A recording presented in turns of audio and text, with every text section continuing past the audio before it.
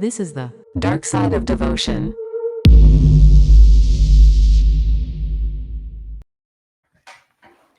Hi guys, welcome to Hey. another episode. We are your host Anthony. My name is Sarah and Steph. Bringing That's you me. the dark side of devotion with another topic at hand. How's everyone doing? How's everything going? It's going Uh, pretty good. It's going pretty good. Honestly, a little stressed because it's just been It's one always Steph, a of it's little those next bit. days. season. All right. Yeah, but it's really good. Yeah, for me too. I've been just getting, starting January, right. I've been writing my affirmations and setting goals and following through some things that I might have left for in 2024, putting it in 2025 as well. But today we're going to get into part 2 of Tony's story, right? So Tony has the most to share out of all of us. I just, for those who have just joining coming in on this episode, I am a pastor's daughter who grew up in a institution. Steph, you are. How would you like to identify yourself? Um, I'd say I'm probably like the typical young girl youth that arrived to the church and followed, the motions, rose the ranks little by little, became an assistant, and then eventually a pastor's wife. So mhm. if you relate to that side of things, Former then pastor's wife, I would say, is the official title. what did I say? A pastor's I'm wife just became a I'm pastor's just wife. summing up the Oh, whole spiel to oh, former gotcha. pastor's Former wife. pastor. Oh, yeah, that's my thing. That's my thing. He's Former talking pastor's about wife so here. so Tony's talking about the after, right? So we talk about the ever happily ever after. He's talking about the after. Right, he The after summarized me fact. right up. I was trying to Yeah. give a little history, excuse me, I'm sorry.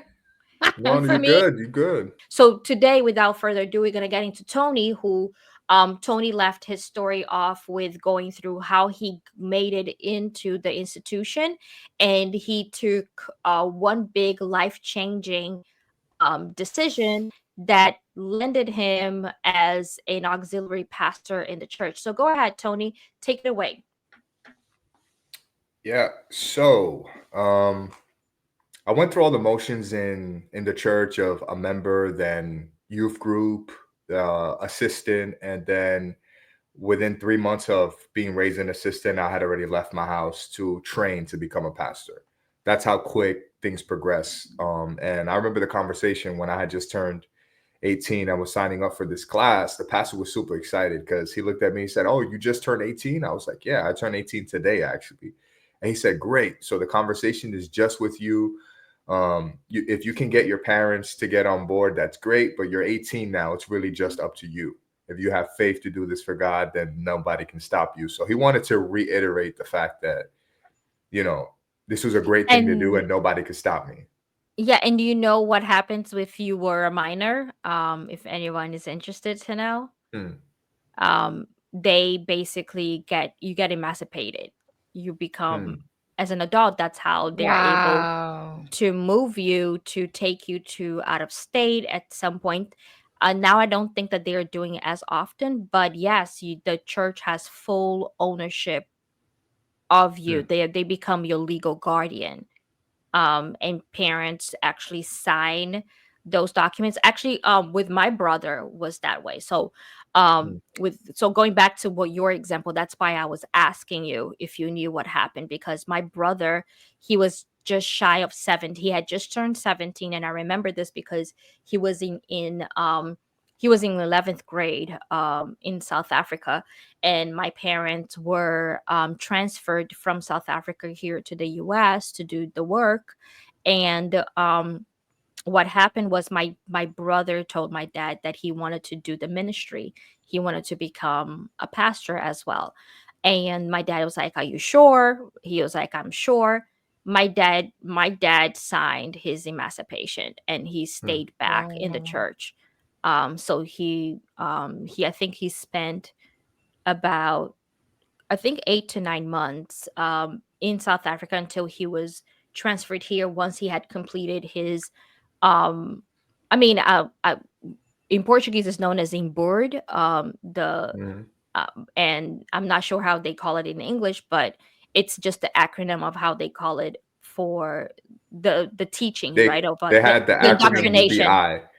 It was called the UBI, Right. Universal Biblical Institute, UBI. So Ibud, like almost if Hebrew, you would yeah, like almost the same lettering, yeah.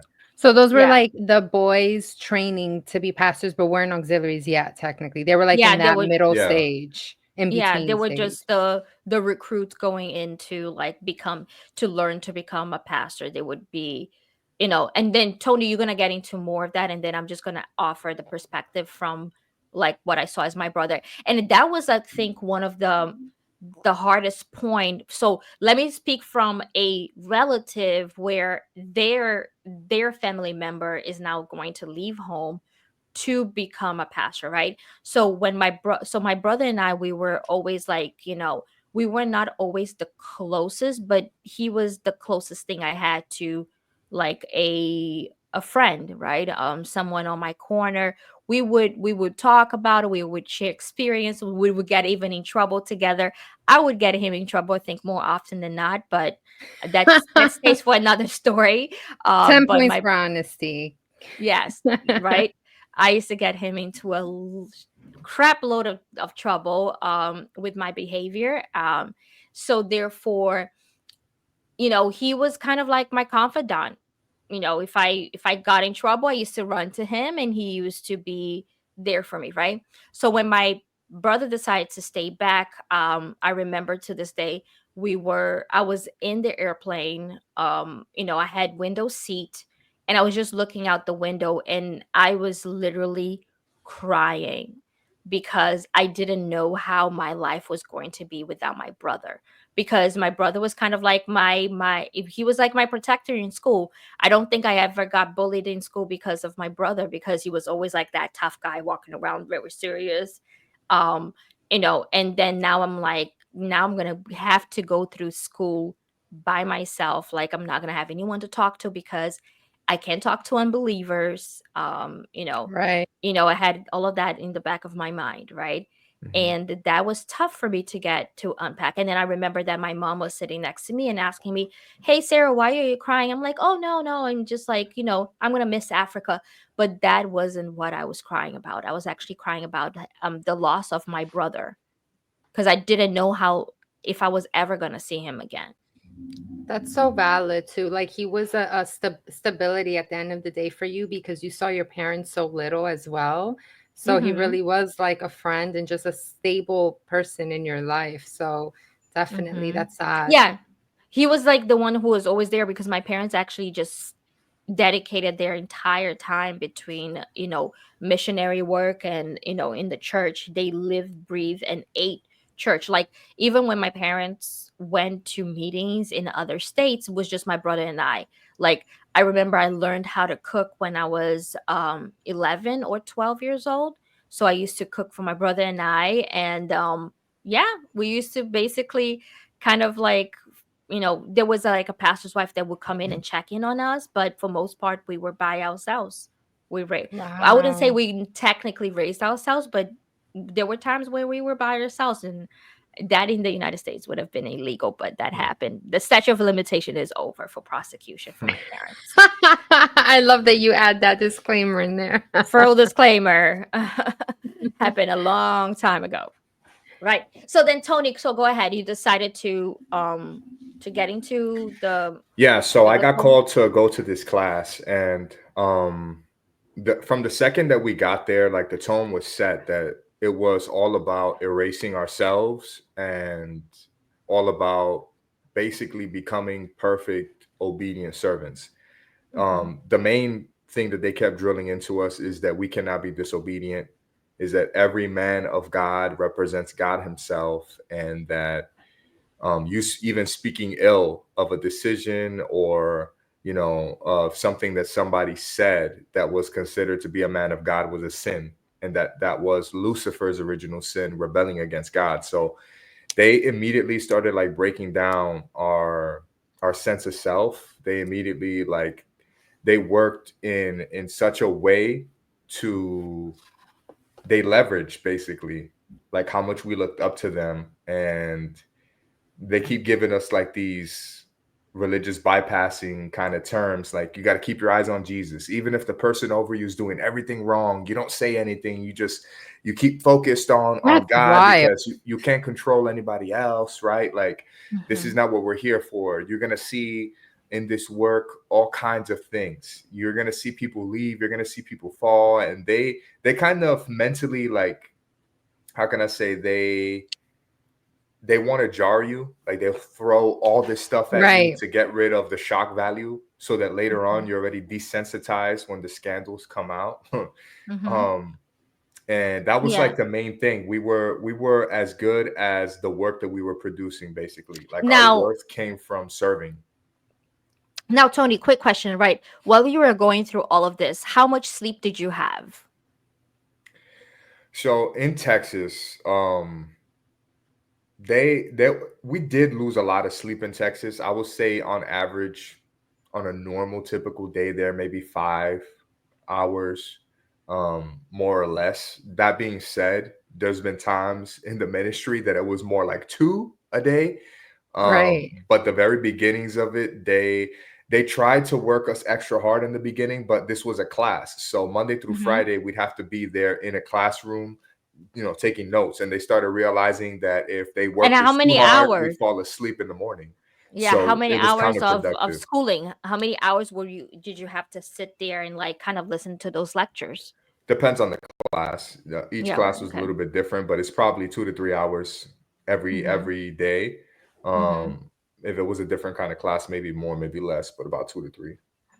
And what about like did they impose like fasting or like spiritual cleansing or things of that nature? Like, I wouldn't say imposed, but mhm, definitely in the church environment, they made it a point to emphasize that real men of God, they consecrate themselves. Like, real men of mhm. God, they live in sacrifice. So They they al- suggested they they suggested always medicine. emphasize, look, every week, scratch that. Every day you should be doing something, whether it be waking up at 3 in the morning to pray, or fasting, or making a vow. They always encourage us to be doing something extra, which on paper seems fine, right? Like, they're encouraging you to do something more for God. What's the problem with that? Well, the problem Right. is when like they make you feel guilty for the days that you don't do it, expecting you at 100% like perfection all the time. Like, it's Right. okay if you feel touched to do something every day. It's not okay for somebody else to tell you, hey, you have to do this every day or else, because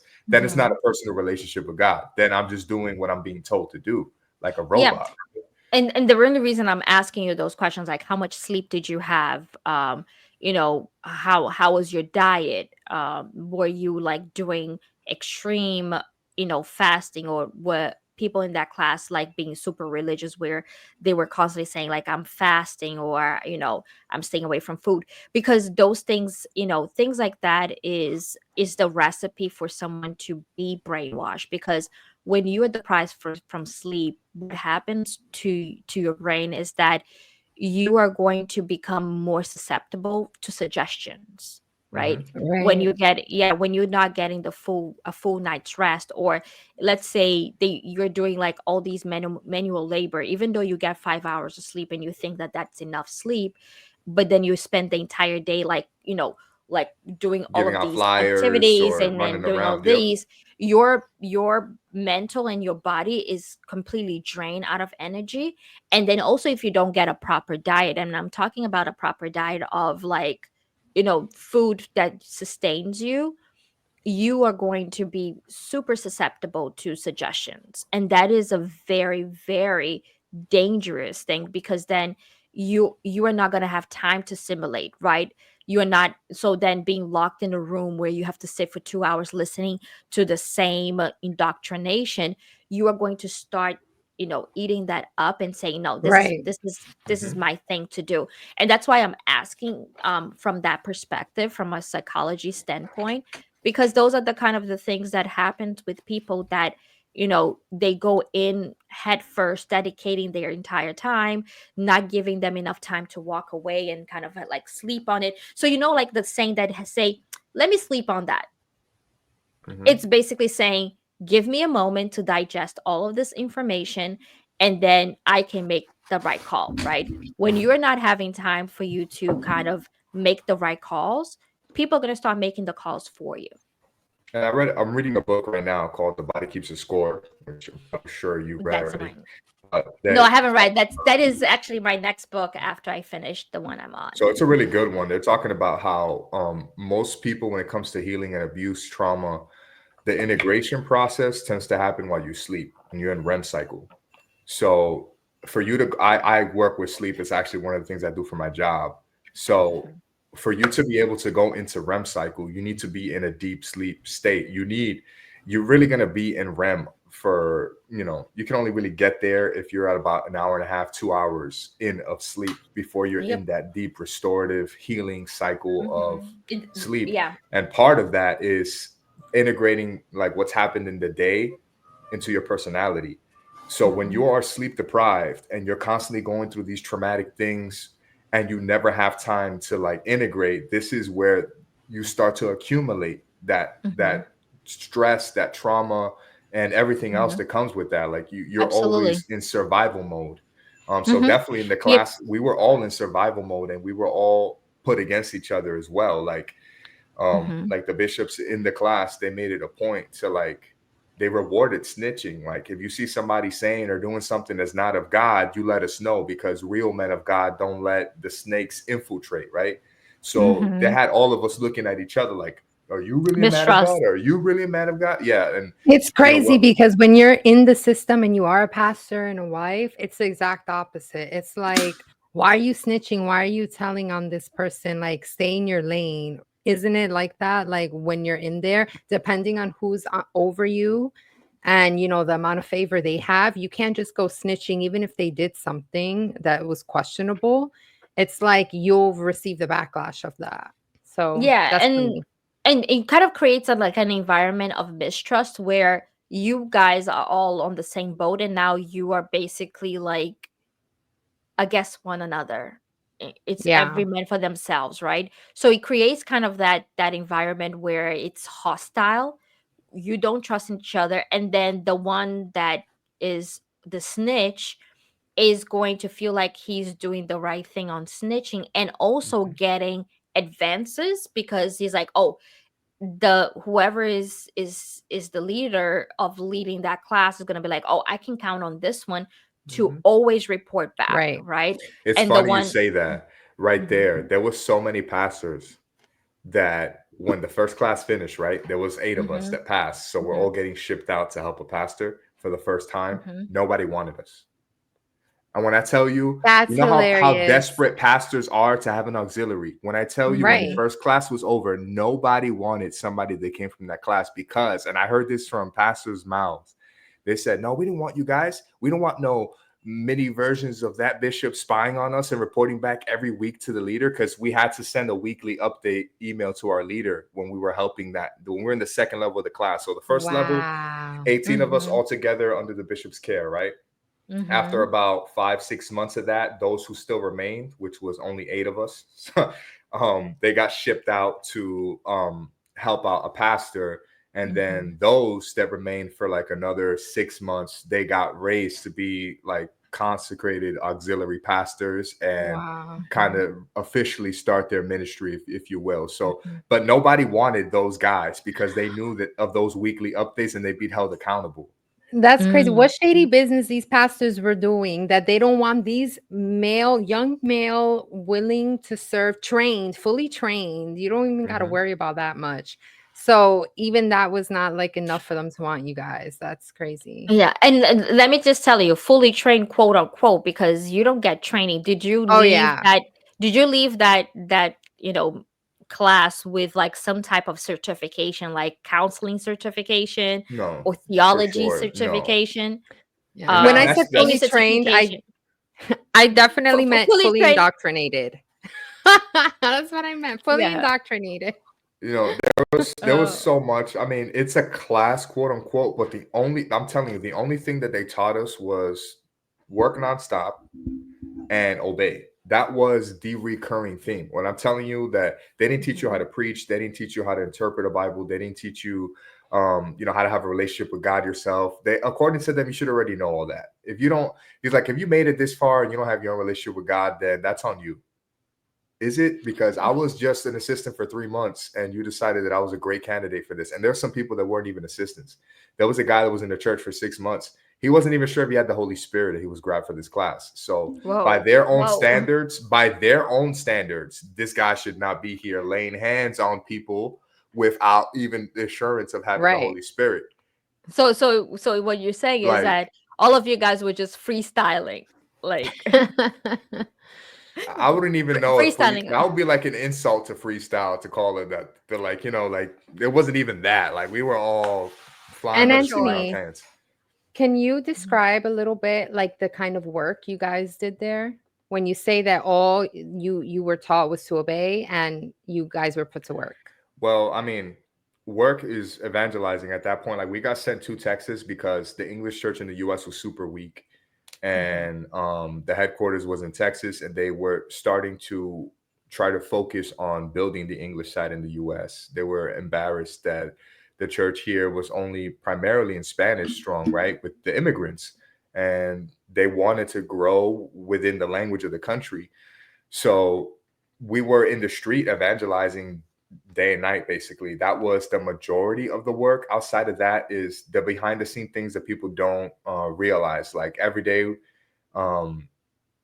let's say when the class is over around 11 a.m., we'll be from 11 a.m. to about 9 p.m. in the street if it wasn't a major church day.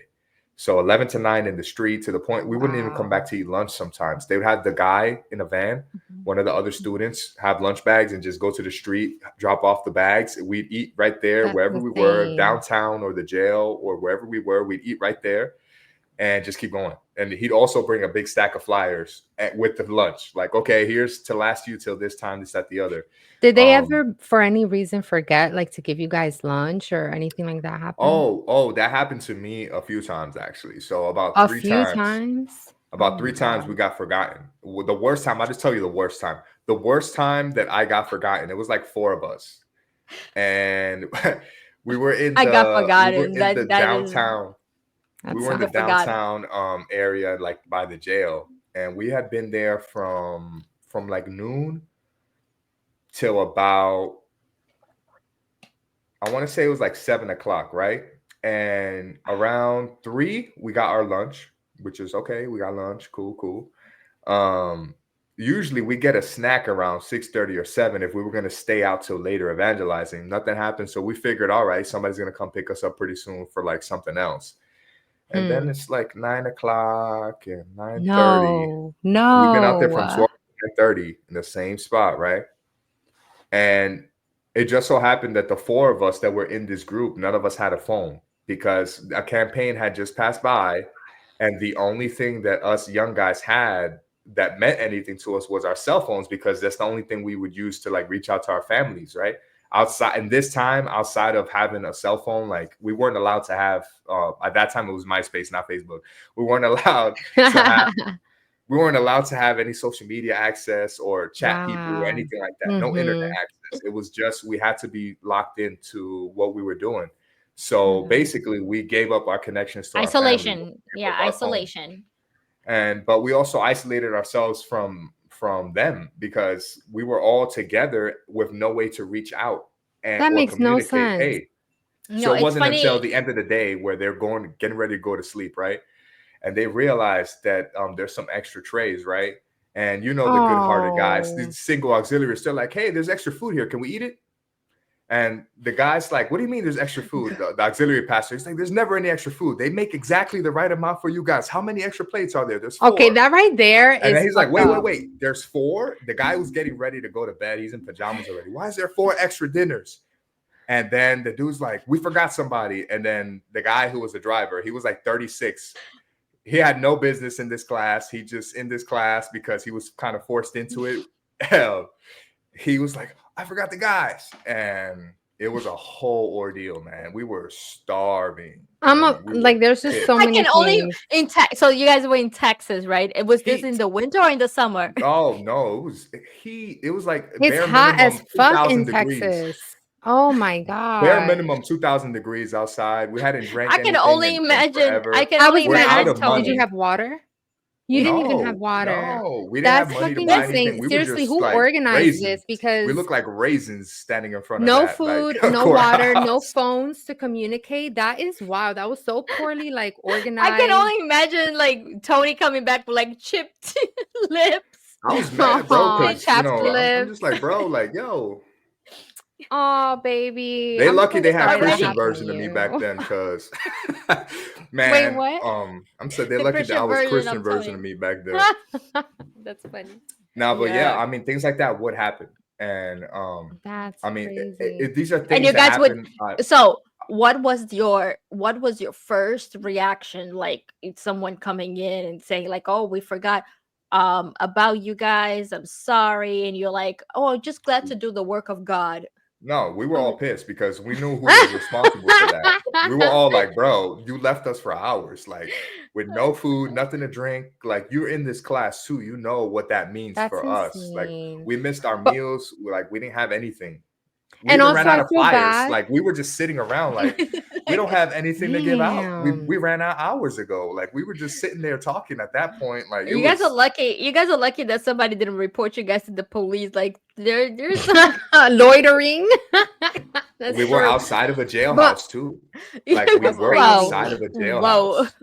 I also whoa. feel bad for those guys that like they were starving because all of y'all are are overworked. So the guys that noticed the 4 trays in that, wherever it Don't feel was. sorry for them. No, it's No, not No, about them. no. no. I Stephanie, I I'm just hate. mean like sorry. they were starving and the dude is No, like, they "Oh, we weren't. They make were just exactly fat enough. There's boys. no extra." Oh, okay. Okay. Okay, All so right. let me tell you my brother's story, right? So my brother, he also did the class, right? And he stayed in Africa. So in Africa, they the food that they used to cook to for the natives, so the Africans that were there, was something called, like, it was almost like a cake, or like, think about like a rice cake, but it was made out of, like, I believe it was like cassava, yucca, right? Was made out of Oh, yucca. mhm. Was like this white like thing. And if you ate that, right? Because I've tasted it. Usually it's a very like hard to eat by itself, but that's all they made for them to eat. And that thing would sit on your stomach for like hours, right? So it made Yeah, you feel cassava's so full. sticky. Yeah, it's super sticky, and you would sit on your, but eating that, like, if you were like the natives, they eat that because like that, they get their food. But for my brother, I believe he had like such a tough time doing it, that, the lady that raised us, like I said, I was raised by this babysitter. By that time she was married to a pastor, and I think she felt like really sorry for my brother, because my brother was like just skin and bones, like he was just drastically losing weight, where she used to contraband my brother like his favorite cookies, like Oh when I my say god. literally, when I used to say it's literally contraband, literally she used to like call him to the side and tell him like, don't tell anybody. And my brother used to hide food in the locker so that he would eat and the other guys wouldn't find out that he has like contraband food, because otherwise they would Oh like my, probably like kill him, it's I like wouldn't say kill him. jail. Oh my Like Yeah, he gosh. didn't want to get in like trouble over it. Yeah. he didn't want to get in trouble. He like, because there were snitches like, oh, he's getting contraband. But literally when my brother came to the US and we saw him, and my dad's like, oh, I'm gonna go pick up your brother like my brother has big ears, right? So he had dropped so much weight that his ears was like sticking out. And I was like, I didn't recognize him. Like the clothes that he had was like Big. so big on him, like he I've didn't been fit there, right. done and that. Funny. and That's and then that's like the single auxiliary look right there. and my fam like I'm dead. I know exactly. I could picture it No, right it's true. now. I've seen pictures of you. You had lost like 70 pounds in He's Ecuador. Oh my crying and god. hungry every day at night. yeah, I know. I yeah. know those feelings. That's and crazy. then and then no, in my family we kind of like cut jokes at each other. I'm not sure about you guys and your family, but Yeah. we're constantly, and I was expecting Leo and I get Dumbo for Wow. You're such a bully. Like my But brother, it's and my single brother has auxiliaries, they like go this through big it, man. eyes, like he had sunken eyes and like Oh all my of this. God. And I was Now like, that you mentioned bro, what that, happened to you? Like, what I remember happened to you? some more funny stuff in that class actually, and they were talking about like the look, right, of the auxiliaries. Hmm. So I remember like we were so strapped for money, and the campaign was going on, right, that we started messing around, and we hadn't been allowed to go to a barbershop in a while. And we were all young guys, right? We all cared about our appearance. So somebody got the bright idea, you know what? We're gonna give each other shape ups at least, right? So somebody brought out like a machine, right? A buzzer. And we go to get Sarah's dying. we go to give this guy a shape up, right? Oh Because my I know God. what's gonna happen. I already When I know. tell you, man, my No, man's hairline was no. like up here, and we couldn't fix it to save our RoboCop, life. So Robo, he looked like an alien, bro. When he looked the in the mirror, RoboCop special. he was like, "Oh my God, I look like an alien." So the best part of it was the next morning when we go to sit down for the class, and the bishop in charge of our country looks straight at him, and he's like, Oh my God. and just busts out laughing. He's like, "Hold on, wait." He disappears, and he comes back with like 3 more pastors and bishops, Tony, and you all there? of them are like, "Look at this guy right here. Oh. Look at this guy. What did you guys do to him?" And everybody's just laughing, and he's like, ashamed. And he's like, "No, you guys are not allowed to give each other haircuts anymore. You're all going to the barbershop." I can't. Feel So bad for Yeah, that guy. can you repeat a little bit? I think we lost a little bit of connection. So the the bishop looked straight at him, right? And like just bust out laughing, and then he's just sitting there miserable. yeah, the guy's miserable, man. Like he's hiding under a rock, and yeah, He it took went a to go while get for 3 his more hair to come back in. pastors. He got I don't know if three Sarah heard that part. pastors, bishops, Yeah, yeah. that's crazy. That's crazy. Oh my God. But No. but this is like the situations that we got put in, and this is the class, right? So we passed the class. I Hmm. personally, my journey was a little bit different than everybody else's. Hmm. No, Throughout the can course. you also go back to what one I think you told me offline, right? When you guys decided to have kind of like a little at leisure after playing soccer in the parking lot, and Oh then no, you guys is a lot of people. Okay, so there was a situation, right? Because there was a bishop's son that was stationed in the same church as us. So for context, this class, 18 guys, right, as candidates, and then 2 auxiliary pastors were living in there. So it's 20 of us in total, right? oof. The one auxiliary that was in charge of like the single guys, he was in his early 20s, about to get married, kind of thing. This was like a way for him to prove himself, right? And Hmm. and mold the new candidates Hmm. and prepare them. And then the other auxiliary was about 14 years old. So and he was already a pastor. And Yeah. that being said, all the things that you 14 would years old. assume of a 14-year-old is what this guy was, right? So he's talking with the guys, and he got a little too friendly with them, which was, he got rebuked for it later on. But the guys were all talking about how much they miss soccer. They love soccer. We had a lot of Angolans. We had a lot of Portuguese guys. We had South American guys. They all love playing soccer. So they reminisce about it for a while. And And he's here's like, "I got a Tony. soccer ball. I like playing baseball. I don't like Not any sports. I'm not a even. sports guy at all. Like, cut me He's a completely city out of that boy. conversation. I do not want anything to do with any kind Keep of me out sport. of that Like, conversation. my sport is just getting through life. It's not Hmm. even, I don't need a ball in my hand to be shooting anyway. Good for you. So, but these guys, he's like, "I got a soccer, we could play right here in the parking lot." So it was his bright idea to play soccer in the parking lot with the guys. Him being a pastor, some of the guys, they, had selective hearing. They knew they shouldn't, Hmm. but they were hearing what they wanted to do, so they went with it. The guys are playing, and one of the pastors drives by the church, and it's already late at night. It's probably, I The don't know, church is already closed, and everything is, nothing going on. Everything's yeah. dead. They're playing in the parking lot, and the pastor drives by, and he asks them, "Hey, you guys got permission to be doing this?" And the auxiliary is like, no, but we're just right here." He's like, "Okay, yeah, no problem." He laughs a little bit and drives away. It was all problems after that.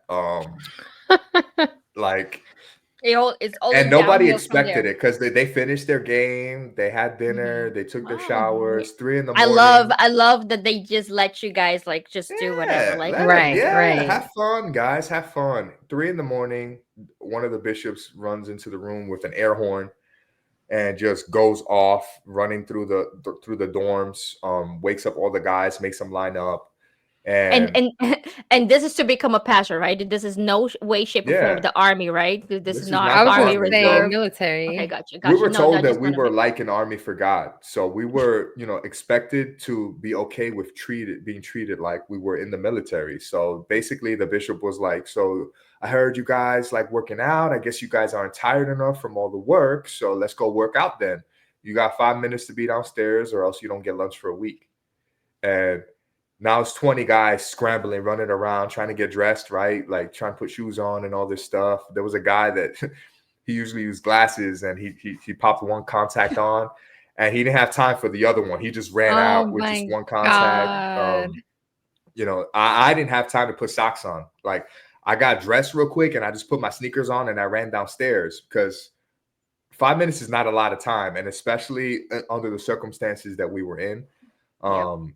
dodging people and, everybody's mass running and stuff like that. And it was chaos, total And for a chaos. guy to just wake up and have to get up like that right It's away, like it's that's not a good so look. hard. I'll And just then leave it at Tony's that. like, I didn't even play the game. I'm so pissed. I'm like, Exactly. you mother, you guys. I hate all of you. Like, all of you guys. Like, it was the worst. So we got lined up, and basically the bishop tells us that since we liked working out so much, that we're gonna work out. And he makes us start running down the street. He points down the street, said, "You're gonna run down that street. You're gonna keep running, running, running until I tell you to stop." So we start doing that. He says the last person to come back is getting sent home. Oof. So we all in despair because I'm like, bro, I didn't even play soccer. I have the chance to get sent home right now over something that I didn't even partake in, right? And something that I hated. I hated soccer since I was a kid because my pops was all about that life and I wasn't. Like I'm having asthma attacks and he's trying to get me to keep playing and stuff. He didn't understand like I was not the son he wanted me to be, if that makes sense. Which is where Yeah. that wound and that desire for that male mentorship like kept me locked in this place. But yeah, so we're running, running, running, and after a while, we don't know where we're going. Right, we start slowing down. We're walking, right, because we're tired, and we start hearing honking in the distance. He got in his car. He pursued us in his car, and he said, "I didn't say you could stop." And so we start running again, Wow. and there was a very like heavy set student that was struggling. Like he was last. And it was scary at first, I will admit, because even though he was heavy set, like the dude was fast, which scared the shit out of all of us. Like we were like, okay, we were all kind of counting on him Nobody being wanted to last, go home. but nobody is safe right now. Homeboy was hauling it. And I was like, bro, I cannot like be last right now. I cannot do that. Like, it was a Oh lot my to take in. God. But he started struggling after a little while. Like he had the speed, but not the stamina. Hmm. So Yeah. we beat him. Aw. We beat him on that one. But honestly, we all felt relieved seeing him struggle because we're all like, all right, at least it's not For me. It's gonna sure, be him. he's It's last. gonna be him. Like the bishop sent him back to the building, to the church before the race was even done. So we knew, like, all right, if anything, we're good. I mean, the church didn't want a death in A their hands liability. because of liability. Like if that You if could have told me dropped- different. So when we get back, he makes that single auxiliary. They're that cruel. They're had the not bright dumb. idea. Exactly. It's debatable. But they made that single guy. He's skin and bones. Like you talk about skin and bones, it's skin and bones. This guy is all of maybe 60 pounds. He's skinny. Like, and the bishop's like, all right, you like working out? This was all your idea? He's like, it was. He to his credit, he did take. After we all ran, he took the blame for it. And then they made him do I think it was 50 push-ups. We couldn't leave until he finished 50 push-ups in front of all of us. It was very much like the army. And then after all that, he basically said that we couldn't go to bed before showering. So now you got 20 guys running. There's only 2 showers. you got 20 guys running to get into a shower first because we're trying to go to sleep. At this point, it's like The- 4:30 in the morning, and we had to wake up for class the next day. So it was a whole Wow. clusterfuck after that. yeah, That was our I'm sure story. that this pastor was thinking about the worst way to like the cruelest way to make you guys I- pay I'm for like something thinking, for a leisure. Like it was something that you guys just want to do it to kind of like unwind and pass time and de-stress, right? So then here you kind of like see where the manipulation is, because that was the only, probably one of the few times where you Mhm, guys could be like, getting together, learning the bond. mhm. Completely It gone set the now. tone, right? That this was not okay for them, And right? We then could I'm not just sure go off and do our own thing.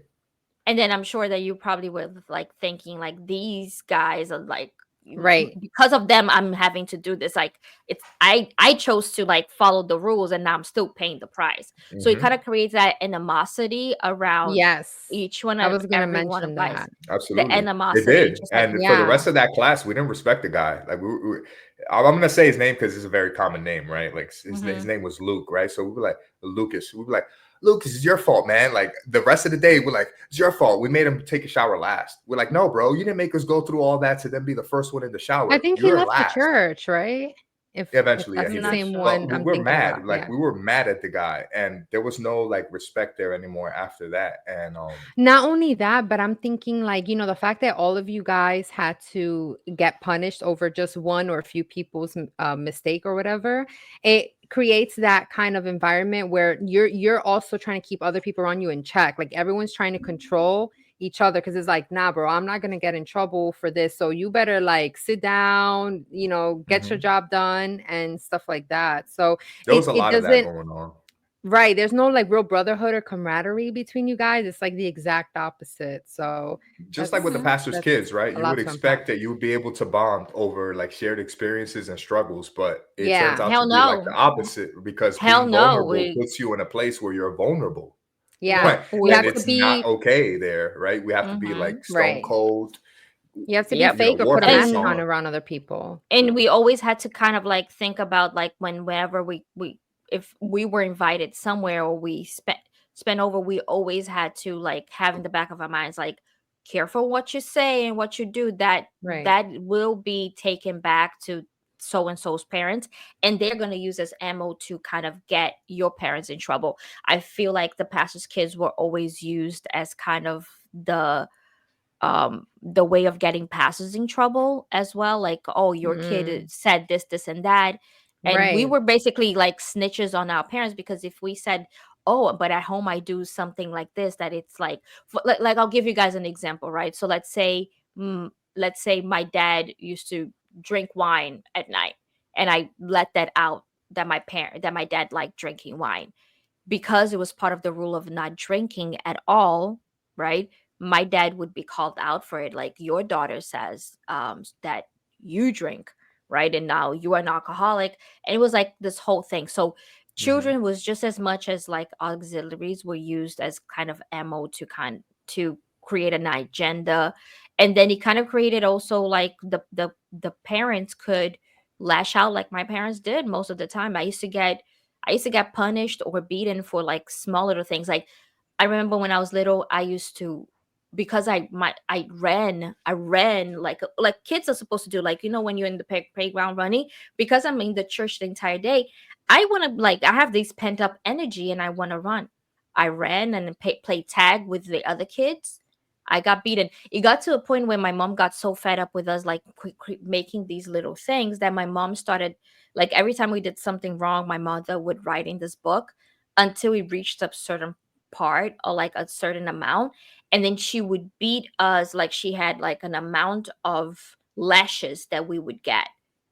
So I So you remember had like, like wow. preordained ass whoopings, just yep, just waiting, just waiting for you. yeah, just waiting for me. And I remember that, like, it was like, like, and there were things like I didn't remember I did, but my mom was like, you did this on this date, here's the beating, That blah blah, sounds healthy. and very I wish healthy, people right? took the time to write down more the things that like they should sit down and speak, like make time with their daughter or their son, and like, things like that, like creating space with their for their child to be themselves and be able to create a relationship, but instead is like all the only thing that gets called out is all the bad stuff, and it's Mm-hmm. really sad because it creates that Yep. distant It relationship. happens, Yeah. I think, by design, right? Like they keep a tally, like of, and I think it's deep in that institution in general, from the Mm-hmm. kids to the Mm-hmm. servants to just how Yep. it runs. Like they keep tabs on you, Mm-hmm. and they you earn your value or your worth based on your behavior, basically, right? You have to Mm-hmm. earn love, respect. You have to earn consideration, But and but it's those never are enough. never told you. Yeah, and you're never praised, right? So Hmm. I Right. yeah, to your point, right? I was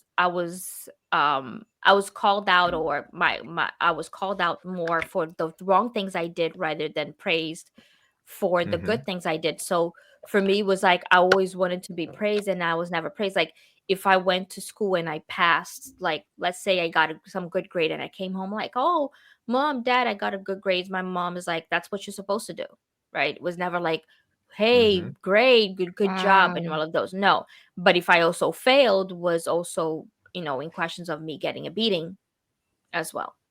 Hmm. Wow. That's crazy. So, yeah, But so yeah, those are just yeah. like with the kids, that's how they treat, the auxiliaries, in a sense, right? Mm-hmm. Yep. And especially when it's guys, like I think society in general, when it comes to like men versus women, there's a lot more compassion for women, right? Yeah. I heard a stand-up Mm-hmm. comedian even talk about one time, if you see like a news report where it's like, oh, my daughter's missing, or my wife is missing, please help, this, that, the other, it moves people. But if you see like a sign, oh, my husband's been missing for 2 months, the wife is like, oh, good, fuck him, let him not come back, Oh no. or something like that. Like this, No, it and it's the doesn't, same it thing just with doesn't domestic stir. violence. It doesn't It's stir the as much same. emotion, when it's a guy that's missing. Like, Mm-hmm. he probably ran away, he's fine. Maybe he's dead, bro. Like he's a human Mm-hmm. being too, right? Like it could be going Yeah, on. but But it's the same yeah, with so the same standard with like to your point, like with domestic violence, right? So if a woman is beaten by a man, everybody's like, mhm. oh, back the And woman. vice If the versa, ma- they're laughing if at the him. man, yeah, he's a laughing stock. Like this, p word. Yeah, Um, you know, doing all of these. And it's true, like, but to that sense is like that is the environment that a they lot of those hone like in you. auxiliaries, they have like this dysfunctional environment in the church where they're used as like laughing stock. Like they are material for bishops and pastors' entertainment at times, and they do take Yeah, Right. like how hard they can the work them, or how nicknaming, difficult they make name their life, calling. or nicknaming them, or like they enjoy, to a certain extent, like seeing people grovel a little bit. And I'm not saying everybody's like that, but unfortunately it seems like the people in leadership, they've taken this bad habit that I think they picked up Mm-hmm. from other people, and they keep passing it forward, right? And Yep. That's instead how they of were treated probably when they yeah, were instead of Yep. the auxiliaries. pastors Yeah. healing, right, and being able to be like, you know what, because I was treated this way, I want things to be better and I want to pass on better, they just keep perpetuating the trauma forward. Like, because I Right. went Yep. through it, you got to go through it. I went through worse, you're Right. gonna go through this too. And Right. it becomes this Yeah. real And there toxic, was like, also race wars as well inside of the church. Like I can I definitely tell you, experienced that I firsthand. was I remember when I was in Africa, I know I used to walk around, and then I remember when there was like these auxiliary pastors and they were like blacks, no, they were Africans. And the Brazilian pastors, which were not whites either, they were also African descent, right? They used to speak in Portuguese, making jokes of them, and the joke was basically about, hey, how when God made this one, how many coats of black did he use? And then Ah, laugh, right? And then laugh it off. And I used to be like, aren't you guys black It's too? Like, what gross. my Like, say, like, this is yeah, that's disgusting. disgusting. And I used to like tell my mom, and my mom is like, no, have good eyes, blah blah blah. I'm that's like, the it's problem. impossible to have good eyes when you're like seeing all of these like things going on and not being addressed and You not have being good talked eyes. about. That's the problem. That you're not That blind, that you see the exactly. bullshit. Like literally, the problem is Yeah. having vision to see what's clearly wrong, right? Like I Yeah, hated that yeah. expression because it's always lying, like it's always trying to hide something that shouldn't be existing in the first. Like, why are we defending the bad behavior The instead of the yeah, accountability portion? Right, Like, right. yeah. And then what are we even doing if here? you were to report it, they used to brush you off like, no, you're just like, oh You're no, seen like a didn't you get? complainer. Yeah, Yep, didn't or you you're get too that? sensitive. That was just a joke. That was just a joke. And some of the nicknames that they used to do, they used to make, we used to take something like from the person, like probably like big nose or Yeah, lips or big ears. inappropriate stuff. Like you Yeah, can see, like even me with my brother, it was like I came back and I called my brother Dumbo because his ears were like, because he was skinny. And for me, that was funny, right? But if you kind of look at it, even I was dysfunctional, calling my brother names. it's But the that's what environment we were raised in. Yeah, and then You were for exactly. me, literally it's born like, into it. yeah, I was born into it, and then that's how we used to deflect and or make each other. That was our honest way of complimenting each other, you know. But It that's makes true. me so sad because it's like we actually understood the assignment. Like we learned about Jesus and compassion and love and forgiveness and helping each other and doing unto others as we would like to be done unto us. And because we actually understood the assignment so well, that's why we're calling this stuff out, and that's why we want, people to be held accountable for their actions, and we're Hmm. the ones that get demonized. We're the ones that are the bad guys, but it's actually is reversed because our integrity is not compromised now that we're not in there anymore, because we Hmm. don't need to bow down to anyone. And Hmm. now, like, we're able to call this stuff out.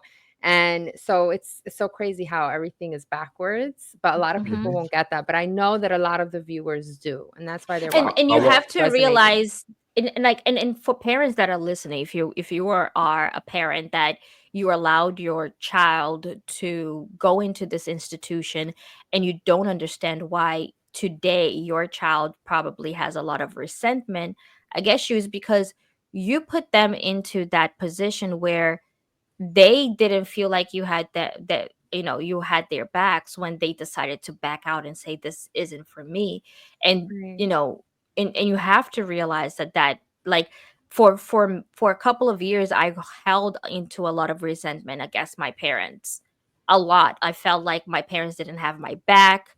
I couldn't count on them. And even when I was going through everything that I was going through, I knew that calling my parents and saying, hey, I need help, or complaining about it, not really complaining, but expressing kind of my frustrations, I would be met with the words of like, look unto God, you're doing this for God.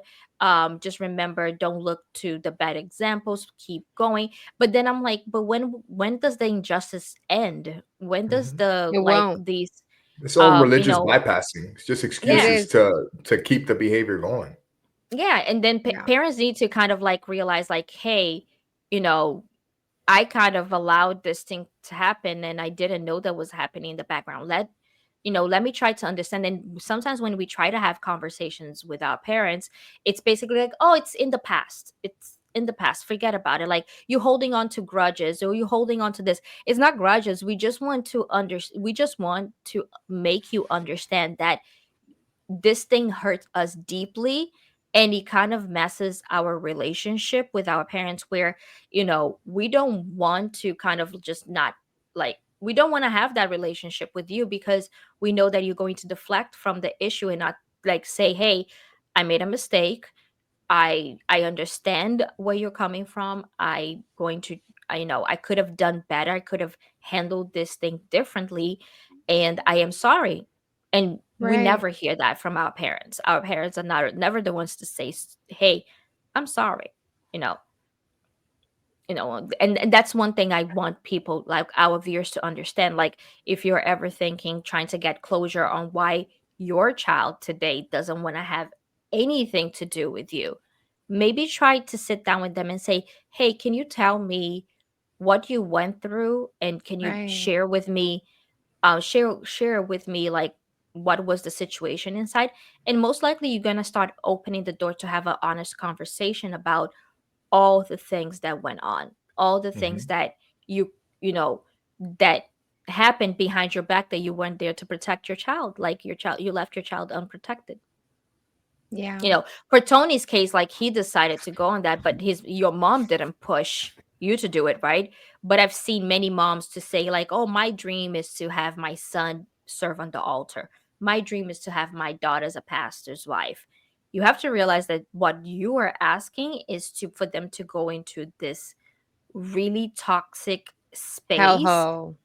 That's where the they only are way I can describe it. Mhm. they didn't sign up for it. They're doing to meet expectations. Almost like that parent that says, I want my child to become a doctor, but their child actually wants to be, a band player, Or an play in a artist. band, Like Yeah. an these, artist, yeah, right? like it's a betrayal to yourself. And like, Hmm. I need people to understand like these experiences. I barely touch the surface. I think I could have 1,000 videos and never like be able even to get past this much because there's so much to unpack. And Hmm. it's never going to be over. And people need to understand when somebody leaves, a pastor, a wife, an assistant, somebody that was part of the internal parts, that is not an easy choice to make. Because just to get to that point, you had to jump through so many hoops. There was so much Hmm. indoctrination. There was so much denial of yourself. There was so much that you had to let go of to be there. And also And you financial stepping investing away, too. yeah, Hmm. but you stepping away is basically throwing all that into the garbage and having to say all of it is a lie. You have to admit to yourself that you were wrong. Yeah. That's And hard. you have to also be willing to face the people now that you try to speak to, convince the people that told you that you were wrong from the beginning. Like you have to come to terms with so much that goes into leaving, that when people try to bring somebody back, why don't you just come back? You don't understand how layered that And is for how people. Like offensive that by the is. time somebody made the choice to leave, they've already processed 10,000 things that you haven't even heard about once. Like Yeah. people Yeah. are not, they don't feel, and that's one thing I've learned from doing this kind of work and like kind of just putting out there my experience. A lot of people don't feel comfortable speaking their truth. There's so much No, that doesn't get said that because you're needs going to be said, that it's to, crazy. yeah, because like speaking your truth, you're going to have to come, like gonna have to look at yourself in the mirror and look at the monster that you were. Because like It's I part of didn't the, I it's part of it. there it's part of it. Like it's almost like I hate to bring MJ into the conversation, but MJ put it best with his song "Staring at the Man in the Mirror." Men in the mirror, like, you have to look at the men in the mirror and ask them to change their ways. And some people actually, like, they don't want to change their ways, and You're comfortable. it's okay. Like, they're comfortable. They're just like, it's harder to leave. And also there's that pressure also, like, when I you know this I would say I distanced myself from being an assistant, being, I already knew that I wasn't going to become a pastor's wife, but leaving as an assistant, then stop working for the organization and only going to the church as a member. Because I, like, my whole departure, and we can get into that conversation, how I got to where I am. Like, it wasn't like overnight where I just like cold turkey quit. Like, I'm leaving this Right. institution. I still try to give, to give the institution grace, right, by staying as a member. The thing is that it's so hard for you to leave, especially because you're going to lose all your relationships, right? Because people are gonna, as soon as they hear that you've left and you are in the world, Facebook friends are gonna You're unfriend you. They are excommunicated. going to, yeah, you excommunicated. It's almost like you Done. excommunicated. Hmm. You are just like, you can't, if you call them, they're going to, if they pick up, when they do pick up, it's basically to, like, or if they call you, it's just basically just find out if you're, if the life you chose is going well or not. Yeah. um you know it's never to like check in on you and say, hey, I was just thinking about you, I was praying for you. It's basically like, so what are you doing, where you Hmm. live, is everything okay? Like, it's never like from a place where, hey, I'm just checking in, like, just thought about you and I thought, to check in. No. Right. And that's it. And that's, sometimes that's all it takes. I mean, But and that shows where their heart is, because these are men and women of God that all they do is care about other people and save souls. So the fact that that's how they handle those situations really shows they don't even practice what they say. If they Exactly. did, their response towards people falling away, that once again, they love talking about ungratefulness, but the years that you put into that place when you leave, they wipe their behind with that the second you step away. Like you're an Yep. enemy. Even if you decide to stay as a member, they look at you like an enemy if you leave. Yep. Like you're with us or you're against us. Because It's you a us looked versus back. them mentality. Like it's Mm-hmm. like you're scum the second you leave. Mm-hmm. But why? Yep. Am I not still a soul? Am I less of a human being? Or did you ask any questions? Like they just let themselves be led by whatever their Whatever leader narrative they is telling need. them. Yeah. Right. A lot of Mm-hmm. like when I left, nobody asked me why. Mm-mm. Nobody asked me why. Until today, I'm sure a lot of people think they know why. They have no idea. They I don't. mean, most people probably already assumed that you got kicked out or Yeah. something No, happened. I They're left. never gonna And assume. the bishop Yeah. cried when I left. He did everything he could to keep I me think there. that Like, you know what they I'm made saying? up Like, it's lies not as to like why we left. that. Yeah, they did. I know for a fact Made they up did, but lies. which is Yeah. fine because when you don't have anything valid to use, you have to make things up to Mm-hmm. invalidate that person from speaking. But the Yep. fact that so True. much was said and done to try to invalidate my voice and that we're here today is just like, it's crazy to me because things It's come full testament circle. enough for me. And if I Yeah. can just say one thing is to piggyback off of what you were saying, that it's if we got to the point of leaving, anyone who decides to leave, it took a lot for them to get there, right? And one of the big excuses I remember when I would be in the church, when someone would finally start speaking up, is always like, oh, 5 years later, now they're speaking up, or X amount of time passed and now they're speaking up. Oh, please, they just want this or want that, or they're lying. But it's like, you need to really understand, it takes years to literally process what the fuck just happened. Like, Mhm. I get it now because now I'm over here on the outside and it's been 6 years since we left. Mhm. And now we're talking. And the past like 2 years of my life has been all about healing and doing these therapeutic things to really help me break out of that survival mode and unpack and understand what happened to me. So hell yes, it takes years to Mhm. get to a point where you even feel comfortable. I know people that have been out 10 years and still don't feel comfortable talking about it. So it takes Yep. time, you know? And for me, it's like I know I tasted that little freedom that I had, right? When I talk about freedom, is not like being able to book a trip to wherever I wanted to go and not have to answer to anybody, because even as an assistant, you have to let the pastor in your branch know where you're going, for Total how control. long, if there's a church there, if you're going to go to church while you were on The vacation. micromanagement was crazy, right? Yeah, and then Oh, yeah. if you wanted to like maybe visit someone, you had to get them to write a letter so you can serve in that church. You couldn't just show up. Right. It was all these little processes that people, these hoops that people had to jump through. I just like, my biggest thing is like to be able, so to let me tell you the truth. Like when I like got my own little, and this was a room. I was renting a room initially, right?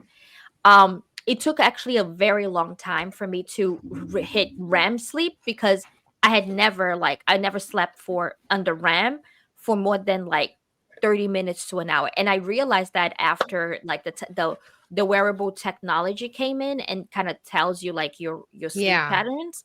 I never used to hit REM for more than 30 minutes, and that was an issue, right? Like That's I crazy. used to think that I was sleeping, and I used to wake up Mhm. drained How and was like your felt like body I never felt. healing? It That's doesn't. My body crazy. wasn't healing. My Exactly. my It body doesn't. was never You need healing. that REM cycle, yeah. Yeah, I needed that REM cycle, and like Work you with brought a here. great point. Sorry. Yeah. No, it's I fine. know. I know. And I used to wake up in like cold sweat thinking like, oh my god, like I did something wrong, or if something went wrong in my life, I always thought like, oh, it's because I am not Right. walking the faith, I'm no longer an assistant or something like that. And I had to learn to adjust and kind of like, no, Sarah, it's going to be fine, it's going to be okay, keep going, keep pushing, this too will pass. I used to say like, I had to rebuild my entire life. And luckily along that transition, I was able to leave something things that I learned that I found no purpose in keeping, and then Right. pick up new things along the way and meet new people that kind of like were extended that olive branch to me, and that today I have them like almost like as part of my community, as my go-to. Like if I need advice on something, I know I can count on them, and they are going to be my corner. Because like even if I Nice. called someone from the church and said, hey, can you just like help me through this, they were like, no, no, no, I can't help you. They would turn their backs on me. Yeah. Yeah. Or they'll want something in return, like, oh, you have to come on Sunday, or you have to start doing the chains, or you have to start doing these things. Yeah. Because it Mhm. always goes back to that. It's never just help just because. Yeah. Mhm. Yep. Yeah. And I'm no, Tony, we took away from like kind of your ending I give up on your telling my story. story. If you guys want to see it, go see the series. I'll sprinkle in pieces of Exactly. my life as we go because it's too much to get through, and Yeah, no, we'll Tony forever gets be into interrupted. Tony will get into like his stories. You should really go in and look at it. He goes through the It's story too much, when right? It's when he was in decades. Texas and you kind of gave up initially, right? And then you went to Ecuador. Then you go over all the other additional things like how him and Steph, the struggle it was to be together. I feel like your stories is like Romeo and Juliet. And I think Oh, we that's so we sweet. Thank we're you. gonna But bring it up. also, it fucking sucked. I mean, yeah, 5 years was a struggle. And but there have been other couples that have waited longer than that. There've been couples that have waited 8, 9 years until they were finally together, right? I'm just glad we didn't give in. Like, we had many No. opportunities where leaders wanted him to move on with another girl and me to move on with another guy. And we were always so adamant that we wanted to be with each other. Even when we weren't talking, I just knew, Mhm. I had a feeling that you was waiting for me. And so was I. Aw. Like, I was waiting. So, Yeah, I don't want to settle. I don't um, want no sloppy seconds. I want my girl. yeah, and like looking now, I see people who did heed the advice from their leaders and they got with other people. And now like I just feel like when they find each other or brush shoulders in the work with the Mhm. person that was their first love and that person got away for no good reason, no valid reason, just because like that causes issues, and that's just so sad. I could not imagine myself doing that. So it breaks my heart that there are situations like that in the church. Because they arrange the No. marriage for you essentially. Like for a lot of Yeah, people, it's an we're arranged gonna talk marriage. about that an episode like that, and you guys get to share kind of your story. I'll share a little bit of mine, but even though I didn't marry whoever they told me to, I mean, I was basically dumped. um, Oh, no. The I'm best thing that glad. Worked ever happened to out. you, It Sarah. worked I'm out. glad. Dodged a bullet. No, I'm glad it happened, but I would definitely share that and how I had that conversation because there was a bishop's wife that sat down with me and kind of like try to, put salt in my wound. And then I'm like, Uh, I no, can We'll get save that for that. the next one. We'll we'll save save that that. one. That sounds like a Yeah, story yeah. that we need to go That over. should be our Valentine's episode. Let's record our That's my Love Valentine's life. episode. Let's do birthday. it. Yep, Let us love know in the life. comment section if you want a Valentine episode dealing with love life. I think that sounds Woo! like a I Exactly. good like one, right? that. I Yeah, like that a lot. If Let's do if it. we get enough people saying they want to do it, then we'll do it. If not, then we move the on. the therapy of hate. Yeah, right. Yeah, so Yeah. guys, thank you so much for making this far. If you like what you guys are watching, if you have also suggestions of future topics, now we're going to start getting into other topics and other conversations. Please leave a comment, send us an email. If Yes. you don't feel like leaving a comment, send us a DM as well. Yes. Send us a vanishing DM if you don't want people to see that you're sending, if you feel like you're being monitored. We do accept all of those. We are not going to share your information. I actually We got some of those too. Yeah, We you get keep them yourself already. Yeah. anonymous. Keep that anonymous. We also going to open Yeah. question boxes on a weekly basis in our social media and also as well, so you guys can ask questions, and we probably will post it here. Of course, we are not going to disclose your name or your handle or anything like that, but we will use it to kind of also help others. Again, please like and subscribe.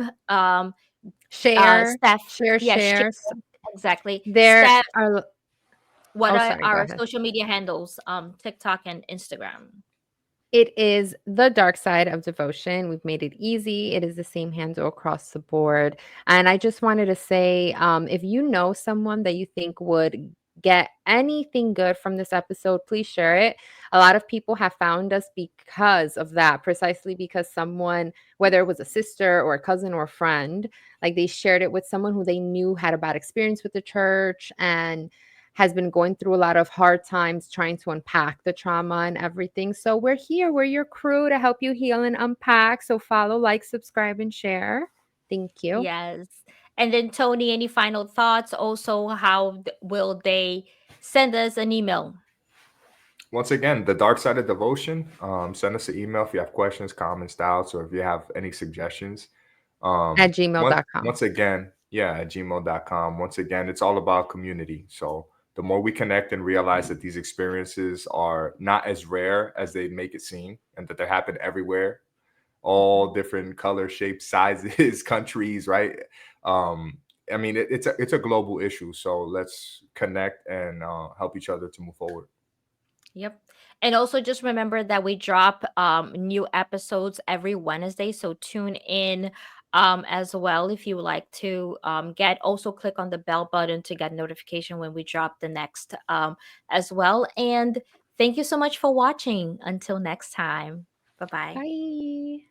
Bye.